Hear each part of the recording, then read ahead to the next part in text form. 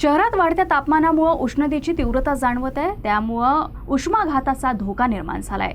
या पार्श्वभूमीवर अमरावती महानगरपालिकेचे आयुक्त सौम्या शर्मा चांडक आणि वैद्यकीय आरोग्य अधिकारी डॉक्टर विशाल काळे यांनी नागरिकांना विशेष काळजी घेण्याचं आवाहन केलंय। दुपारी 12 ते 3 या वेळेत घराबाहेर पडणं टाळावं। अत्यावश्यक असल्यास टोपी, गॉगल आणि हलके सैल सुती कपडे वापरावेत। शरीरातील पाण्याचं प्रमाण राखण्यासाठी पुरेसं पाणी प्यावं आणि ORS, ताक, लिंबू पाणी यांसारख्या द्रव्य पदार्थांचं सेवन करावं।